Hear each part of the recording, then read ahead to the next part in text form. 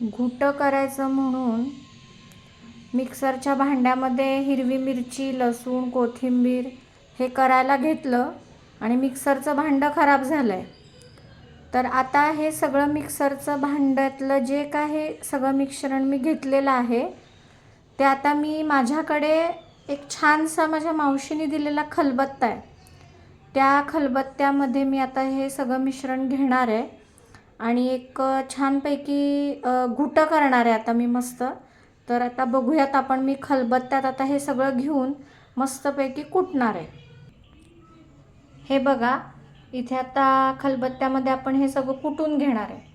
हा व्हिडिओ करण्याचा उद्देश असा की जग कितीही पुढे गेलेलं असलं आणि तांत्रिक कितीही प्रगती झालेली असली तरी स्वयंपाक करताना कुठल्या गोष्टीची इमर्जन्सी येऊ शकते किंवा काही येऊ शकतं. तर घरामध्ये पारंपरिक ज्या गोष्टी आहेत, ज्या पूर्वांपार चालत आलेल्या आहेत, उदाहरणार्थ खलबत्ता आहे, पाटा वरवंटा आहे, तर ह्या जर गोष्टी तुमच्या घरात असल्या तर मिक्सरचं भांडं जरी खराब झालं तरी तुम्ही ह्या पाटा वरवंटा किंवा खलबत्त्यामध्ये असं कुटून घेऊ शकता. हे बघा, आता मी कुटते.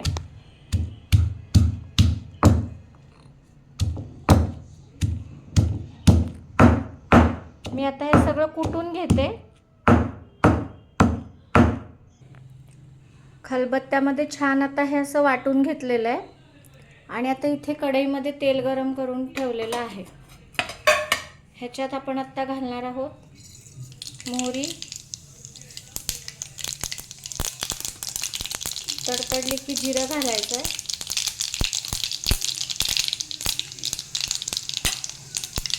जिरं छान फुललं की हिंग घालायचं आहे आणि इथे जो आपण हा मसाला वाटला होता असा जाडा भरडा तो इथे घालायचा. परतून घेऊया.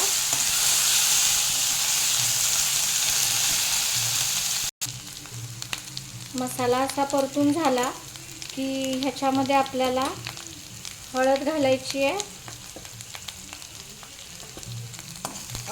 तिखटाचा वापर आपण इथे करणार नाही आहोत कारण आपण हिरवी मिरची, लसूण आणि कोथिंबिरीचं वाटण जाडं भरडं करून घातलेलं आहे. तेच आता छान परतून घ्यायचं.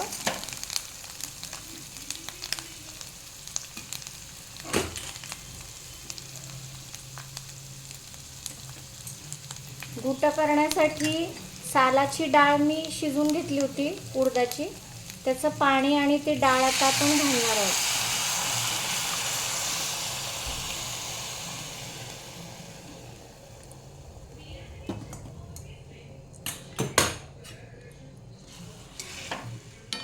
हे बघा, हे बघू शकता. आता तुम्हाला सगळ्यांना प्रश्न पडला असेल की हे असं काळं का दिसतंय. तर उडदाची डाळ ही सालासकट जेव्हा आपण खातो तेव्हा ते घुटं जे आपण करतो ते चिकट होत नाही आणि सालासकट जी डाळ वापरतो त्याचा एक खमंगपणा त्यामध्ये उतरलेला असतो आणि सालासकट जर डाळ खाल्ली तर प्रोटीनचं प्रमाण पण त्याच्यामध्ये जास्त असतं. तर आता मी याला छानपैकी एक उकळी देऊन घेणार आहे आणि मस्तपैकी गरम गरम हे सर्व करणार आहे.